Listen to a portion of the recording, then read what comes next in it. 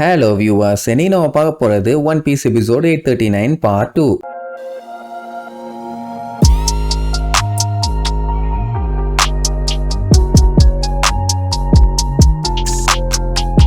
Open பண்ணா போன பாட்டுல ஜெர்மா 66 பவர் ரேஞ்சர்ஸ்கே டஃப் கொடுக்குற அளவுக்கு வேற லெவல்ல போஸ் எல்லாம் கொடுத்தாங்கல்ல. அப்படி அவங்க போஸ் கொடுத்தத பார்த்துட்டே சுத்தி இருக்கவங்க எல்லாம் மிரண்டு போயிட்டாங்க.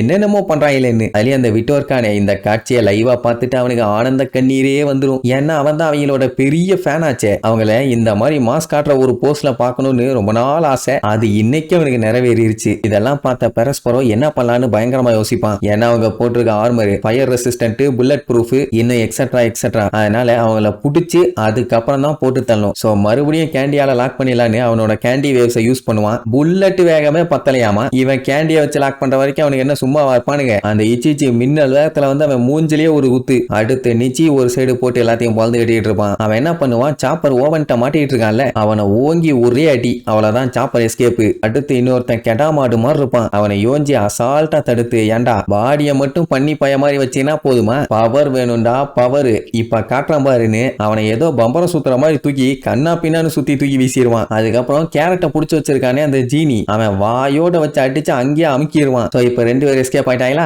அடுத்து ரைஜு, அவ ஒரு ரொட்டேஷனை போட்டு ஸ்மூத்தி மேல பாய்சனை வச்சு அடிப்பா. நம்ம நமி எஸ்கேப். நல்ல வேலை கீழே விழும்போது சஞ்சி வந்து புடிச்சிருவான். லூஃபியும் வழியில இருந்த ஆளு எல்லாத்தையும் அடிச்சு திருகி விட்டுட்டு ஒரு வழியா எல்லாம் சேஃப்டியா பெஜியோட கோட்டைக்குள்ள வந்து சேர்ந்துருவாங்க. கேட்டையும் மூடிடுவாங்கன்னு வைங்க. இப்ப நம்ம ஆளுகளுக்கு சப்போர்ட்டா ஜெர்மா 66 இருக்காங்க. இப்ப பஞ்சாயத்தே இவங்க இங்க இருந்து தப்பிக்கணும். கோட்டைக்குள்ள போயெல்லாம் ஒன்னும் ஆக போறது இல்ல. இப்படி இங்க இவ்வளவு கலவரம் போயிட்டு இருக்குது. அந்த லோன் ஷார்க் கிங் இருக்கானே, அவன் அந்த டொமேட்டோ பாக்ஸ் ஆட்டையை போட்டு வச்சுக்கிட்டு, வாவ் நான் ரொம்ப தூரம் தள்ளி வந்துட்டேன், இந்த குழப்பத்துல எவனும் என்னைய தேட போறது இல்ல, இந்த கேப்பை யூஸ் பண்ணி உள்ளுக்குள்ள என்ன இருக்கோ அதை ஆட்டையை போட்டுட்டு வேற எதையாச்சும் மாத்தி வச்சிட வேண்டியதான்னு சொல்லிட்டு முதல்ல அது மேல இருக்க கட்டை ஓபன் பண்ணுவான். அந்த டைமுங்கும் போது பிக்மாம் இன்னும் ஃபோர்ஸா கத்துவாளா. அது என்ன ஆகும்னா, அந்த டொமேட்டோ பாக்ஸ் மேல இருந்து கீழே வந்துடும். கையிட்டு வந்துருச்சு, ஓபன் தான் பண்ண முடியல. அப்பதான் பெஜி ஒன்னு நோட் பண்ணுவா, அவ இன்னுமே அழுதுகிட்டு தான் இருக்கா. அப்படின்னா இன்னுமே அவளை கொல்ல முடியும். இந்த டைம்ல அவ பாடி வீக்கா தானே இருக்கும். ஆக்சுவலா அந்த லூசு பையன் இந்த டைம் என்ன பண்ணிருக்கணும்னா, அடிச்சு புரண்டு தப்பிச்சு ஓடி இருக்கணும். அதை விட்டுட்டு சும்மா இல்லாம கேனான் ஃபயர் பண்ணி சுட்டு டைம் வேஸ்ட் பண்ணிட்டு இருப்பான். அவளை ப்ரொடெக்ட் பண்ணாதான் இப்ப அவ பயிலுங்க எல்லாருமே ரெடியா இருக்கானுங்களே. சோ பெரஸ்பரம் வந்து தடுத்துருவான். பட் இருந்தாலும் இவங்களுக்கு ப்ரொடெக்ஷனுக்கு ஜெர்மா 66 இருக்காங்கல்ல.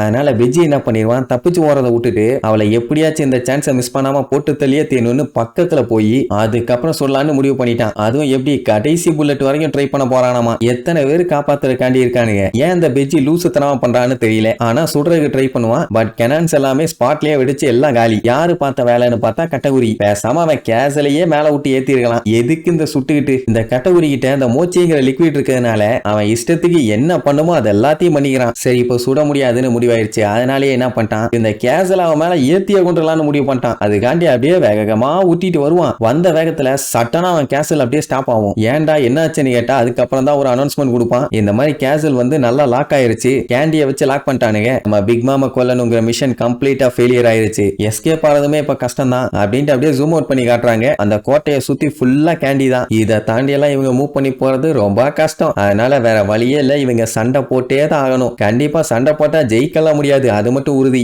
ஏன்னா சுத்தி அவங்க ஆளுதான். இந்த மேட்ரு தெரிஞ்ச உடனே நம்மளுக்கு கண்ணீரெல்லாம் வந்துடும். ஐயோ தேவையில்லாம வந்து சாக போறமேன்னு. ஆமா இனி என்னதான் பண்ணுவாங்க, அந்த கோட்டை மூவ் பண்ணிட்டு இருந்தா பரவாயில்ல, அதுலயாவது எஸ்கேப் ஆகலாம். இப்ப அதுவும் இல்ல. இவங்களோட ஒரே நம்பிக்கை எதிர்த்து அடிச்சு ஜெயிச்சாதான் உண்டு. ஆனா பிக் மாமா ஜெயிக்க முடியுமா? சோ இப்ப எல்லாம் தொக்கா மாட்டிட்டாங்க. இதுக்கப்புறம் மாட்டிட்டு தப்பிச்சாங்களா இல்லையான்னு அடுத்தடுத்த எபிசோட்ல பார்க்கலாம். டாடா.